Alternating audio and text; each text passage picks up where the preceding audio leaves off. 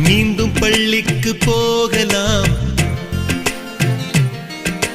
நம்மை நாம் அங்கே தேடலாம். ஸ்லேட்டு குச்சி கடன் வாங்கலாம், ஸ்லேட்டில் பேர் எழுதி பார்க்கலாம். கொட்டு வச்ச வாத்தியாரை தொட்டு வணங்கலாம். முட்டி போட்டு நின்ன இடத்தை முத்தம் கொடுக்கலாம். பள்ளிக்கூடத்தில் சொன்ன பாடத்தில் இந்த உலகத்தை நாம் அறிந்தோம். அன்னை மடியென நம்மை தாங்கிய இந்த பள்ளியை ஏன் மறந்தோம்? மீண்டும் பள்ளிக்கு போகலாம், நம்மை நாம் அங்கே தேடலாம்.